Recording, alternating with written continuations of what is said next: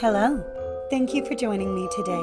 Please don't forget to like, subscribe, share, and leave me a comment if you enjoy my videos. Welcome to Nomad's Land Studios. Narrations by Rebecca. Nutcracker and the Mouse King by E.T.A. Hoffman. Chapter 13. The Capital of Toyland. The little Nutcracker again clapped his small hands, and then the Rose Lake grew more agitated. The waves washed higher on the shore, and Mary saw coming towards her from the distance a boat or floating chariot, in the form of a shell, like one glowing, sun-bright, sparkling gem, drawn along by 2 gold-scaled dolphins. 12 dear little Moors, dressed up in caps and pinafores woven out of hummingbirds' feathers, sprang on shore, and carried first Mary, then Nutcracker, softly passing over the waves into the boat. Oh, how nice it was when Mary drove off through the rose spray and the rose waves. The 2 gold-scaled dolphins lifted up their heads and spouted crystal jets high into the air, and as they fell back in gleaming and sparkling rainbows, 2 sweet voices, like little bells of silver, seemed to be singing. "Who sails upon the rosy sea? A darling fairy it must be. Little fly, shoo-shoo, little fish, boo-boo, swans, ta-ta, goldfinch, tra-la, stream run low, winds soft blow, all peace today, for here comes a fae." But the little Moors, who had jumped up on the back of the chariot, appeared not to like the singing of the water jets, for they kept shaking their parasols, so that the date palm leaves, of which these were made, rattled and rustled, and at the same time the whole 12 stamped with their feet to an odd kind of tune, and sang for their part. Clack, click, click, clack. Up and down, down and up, black boys like a noise. Fish jump, swans flap, shell coach rumble, jumble, tumble. Up and down and up, click, clack, clack, click. "Moors are very merry people," said Nutcracker, somewhat put out by their din, "but they will set the whole lake in an uproar if they go on so." Indeed, there soon broke loose a confused tumult of extraordinary voices, which seemed to be floating all around in the air and water. Yet Mary did not mind them, but looked hard down into the scented rose waves, out of which a sweet, pleasant girl's face smiled back to her. "Oh!" she cried joyfully, clapping her little hands. "Ah, just look, Herr Drosselmeyer! Down there is the Princess Pirlipat, who smiles at me so graciously. Do look, dear Herr Drosselmeyer." But Nutcracker sighed almost mournfully and said, "Oh, dearest Miss Stahlbaum, that is not the Princess Pirlipat. That is always and only yourself, always only your own pretty face, that smiles so sweetly out of the rose waves." At this, Mary quickly drew her head back, shut her eyes tight, and felt much ashamed. Next moment she was lifted out of the shell chariot and carried on shore by the 12 black boys. She found herself in a small thicket, almost more beautiful than the Christmas tree wood, so brightly did everything here shine and glitter. Especially admirable being the foreign fruits that hung on all the trees, and were not only of singular colors, but also had a wonderfully fine smell. "This is Confection Grove," Nutcracker told her, "but there is the capital." What now did Mary see? How shall I attempt to describe to you, dear children, the beauty and splendor of the city, which stretched itself far over a flowery plain before her eyes? Not only were the walls and towers gay with the most splendid colors, but the form of the buildings was such as you never saw on earth. For instead of thatch, the houses had beautifully carved crowns on top of them, and the towers were capped by the most lovely gay garlands ever seen, like the ornaments of a wedding cake. When they passed through the gate, which looked as if it were built of macarons and candied fruit, a band of silver-papered soldiers presented arms, and a little man in a brocaded dressing gown threw his arms round Nutcracker's neck with the words, "Welcome, noble prince! Welcome to Confectionbury!" Mary was not a little astonished to see young Drosselmeyer recognized as a prince by this highly distinguished person. But now she heard a confused outburst of tiny voices mingling together, such a cheering and laughing, such a playing and singing, that she could think of nothing else, and asked the little Nutcracker what this meant. "Oh, my good Miss Stahlbaum," answered he, "this is nothing remarkable. Confectionbury is a prosperous, lively city, and every day some kind of amusement goes on here. But be pleased to come a little farther." A few steps brought them out upon the great marketplace, which presented a splendid sight.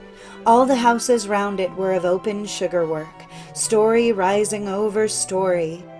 In the middle stood a tall sugar-coated cake tree, like a monument, and on each side of this a very skillfully made fountain spouted in the air lemonade, ginger beer, and other nice drinks, while into the basins below ran pure rich cream, which they might spoon up at once without any further trouble. But prettier than all were the dear little people who swarmed round by thousands, in and out, hurrahing and laughing, and joking and singing. In short, raising that merry din which Mary had already heard from some way off.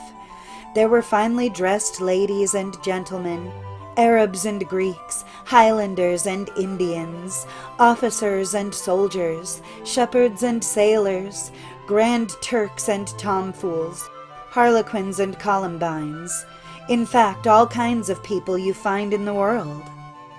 At one corner the tumult grew greater, the people thronged together, for just then the Grand Mogul had himself carried by in a palanquin, attended by 93 grandees of his realm, and by 700 slaves.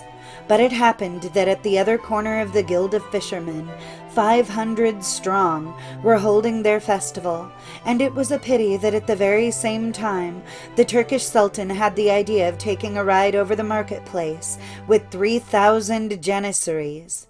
And yet another solemn procession, clanging and chorusing, crowded round the cake tree. What a pressing and pushing and shoving and quarrelling then came about. Soon, too, there were many cries of distress, for in the crush a fisherman had knocked off a Brahmin's head, and the Grand Mogul was nearly upset by a tomfool. Wilder and wilder rose the din, and the crowds were already falling to blows, when that man in a brocaded gown who at the gate had greeted Nutcracker as prince, climbed up on the cake tree, and after 3 times ringing a very clear tinkling bell, called out thrice, "Confectioner! Confectioner! Confectioner!" At once the tumult was calmed, every one trying to escape from the confusion as best he could, and when the entangled procession had got clear of each other, the muddied Grand Mogul had been brushed clean, and the Brahmin's head set on again. The merry uproar broke forth anew. "What does it mean, that confectioner, dear Herr Drosselmeyer?" asked Mary. "Ah, my good Miss Stahlbaum," answered Nutcracker, "confectioner is the name given here to an unknown but very dreadful power, of which people believe that it can do with them what it will. It is the fate that rules over this little merry folk, and they fear it so much that through the mere mention of its name the greatest tumult can be appeased. As Mr. Burgomaster has just shown us, everyone then thinks no more of the earthly things, of pushing in the ribs and bumps on the head, but retires into himself and asks seriously, what is man and what is his destiny?" Mary could not restrain a loud cry of wonder, nay, of the highest amazement, when she all at once saw standing before her, bathed in rosy light, a brightly lighted castle with 100 magnificent towers. Here and there the walls were decorated with rich bouquets of violets, lilies, tulips, stocks, and the like. the duller tints of which set off the dazzling white of the groundwork shimmering in rosy light. The great dome of the central building, as well as the pyramid-formed caps of the towers, were dotted with thousands of sparkling gold and silver stars. "Now we are before Rock Castle," said Nutcracker.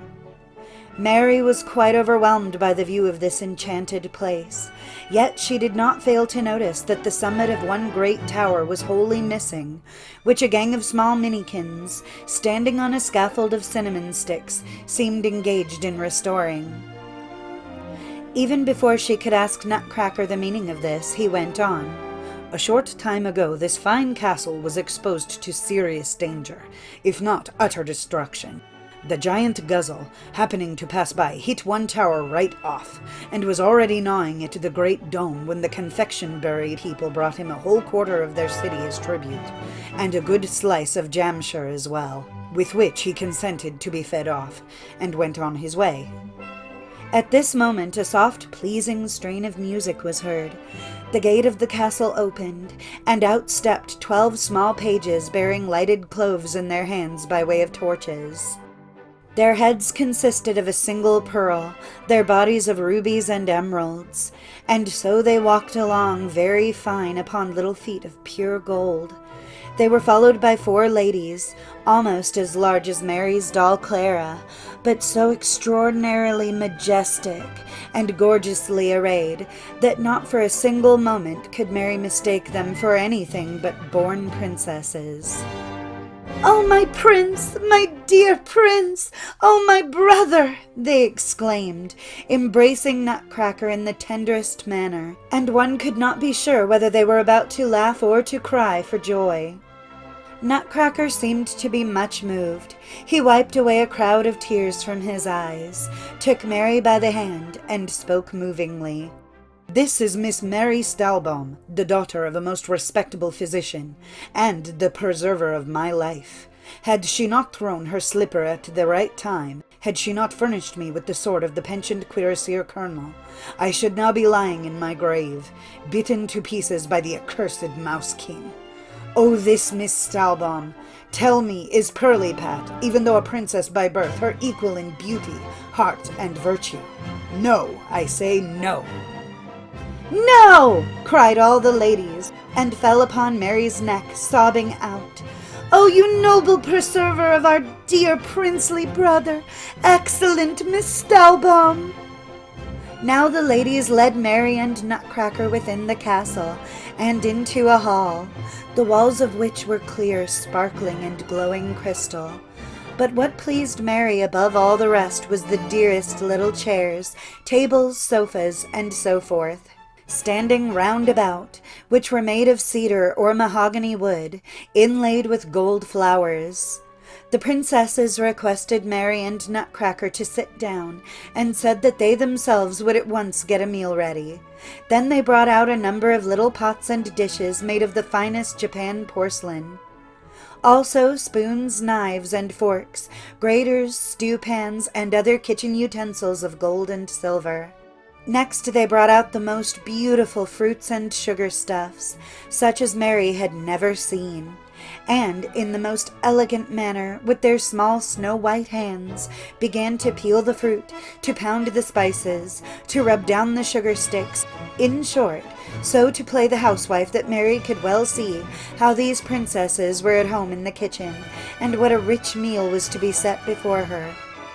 Feeling conscious that she could show herself mistress of such matters, she secretly wished the princesses would let her assist in their work.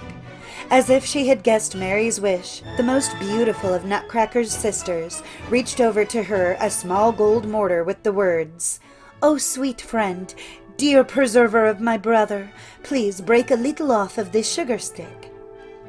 While Mary now pounded away at the mortar so heartily that it sounded quite pleasant, as if a pretty tune were being chimed forth, Nutcracker began to relate in full how the grim battle between his army and the Mouse King's had gone, how he had been beaten through the cowardice of his troops, how then the hateful Mouse King would have bitten him all to pieces, and how, therefore, Mary had been obliged to sacrifice many of his subjects, persons in her service, etc., etc. During this narrative, it seemed to Mary as if his words, even her own strokes in the mortar, grew fainter and stranger. Soon she saw the silver floor rising up like thin clouds of mist, in which floated the princesses, the pages, Nutcracker, her own self. Her ears were filled with a queer singing and ringing and burning that died away in the distance. Now she rose upon swelling waves, higher and higher and higher, higher and higher.